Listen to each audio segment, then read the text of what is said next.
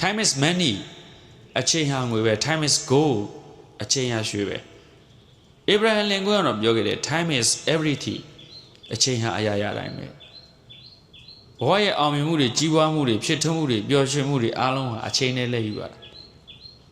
ဒါကြောင့်မြတ်စွာဘုရားရှင်အာရောချပရမလာဘအခွင့်အရေးတကအခွင့်အရေးတွေမှာပျော်ရွှင်တဲ့အကောင်းဆုံးဟာကျမ်းမာခြင်းပဲကျမ်းမာခြင်းကဘဝမှာအကောင်းဆုံးပျော်ရွှင်မှုပဲအကောင်းဆုံးခွင့်ရပဲဒါကြောင့်ကျမ်းမာဖို့အရေးကြီးလားမကြည့်ဘူးလားမကျမ်းမာတော့ဆိုလူကမကောင်းတော့မပျော်တော့အဲ့ဒီတော့ဘုန်းတော်ကအိတ်ချိန်စားချိန်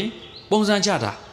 လူကစိတ်အလိုလိုက်ရင်ဘယ်တော့မှမကြည့်ပါစိတ်တေနနေတေလောကစိတ်တေနပရိကတတိစိတ်တတဧကဓမ္မတသဗ္ဗေဝဝတ္တမနောကုစိတ်ကလောကကြီးကိုဆောင်းတယ်လောကကြီးဆိုတာငါပဲလောကကြီးဆိုတာကိုပဲ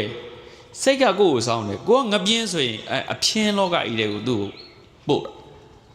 ကိုကလူတော်ဆိုအတော်တွေကြားထဲကိုရောက်သွားတယ်ကိုကရဲရဲတဲ့သူဆိုကြောက်တဲ့သူတွေဘေးမှာမရှိဘူးဟုတ်လားအဲ့တော့ကိုတီစောက်ထားတဲ့အတိုင်းပဲကိုဝင်းချင်မှာလူတွေရောက်လာတာယူပဗေဒသဘောတရားရလဲလက်တွေ့ကြတယ်ဖះပြောတာလေတမနေနတမနောဂောနိနဂောနောလေနွားနွားချင်းပေါင်းတယ်သူတော်ကောင်းသူတော်ကြောင်းချင်းပေါင်းအရေးချင်းရှိတဲ့သူကအရေးချင်းရှိတဲ့သူချင်းပဲပေါင်းတယ်ဟုတ်လားအဲ့တော့ကိုပေါင်းနေတဲ့သူတွေကိုကြည့်လိုက်တယ်ကိုပေါင်းနေတဲ့သူတွေကအချိုးမကြောက်ဘူးကိုယ်တိုင်မှာအရေးချင်းနေနေလို့ပြောအောင်ဒါသတိထားကြအချက်ကဲဟုတ်ပြီနံပါတ်1ပါတယ်ဥဋ္ဌာဏတံပရာထားကြွလုံလဝရိယရှိရမယ်အဲ့ဒီမှာထားကြွလုံလဝရိယရှိလိုက်တာနဲ့ဘာဖြစ်သွားလဲအချိန်ဆွဲတယ်ဆိုတဲ့ပြဿနာကိုဖြေရှင်းပြီးသားဖြစ်သွားတယ်နောက်တစ်ခုက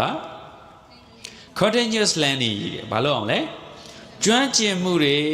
အမြဲတမ်းထားပြီးလေ့လာနေရမယ်ခုနကဘုန်းပြောခဲ့ time is everything အချိန်နဲ့ကိုယ့်ရဲ့တန်ဖိုးအချိန်ဒီလူဤတန်ဖိုး valuable person meaningful person ဖြစ်ဖို့ဆိုရင်ကိုသုံးနေတဲ့အချိန်တွေကတကယ်အကျိုးကျေးဇူးများလားအချိန်ကအလကားသုံးလိုက်ရင်အဲ့ဒီလူကအလကားလူဖြစ်တယ်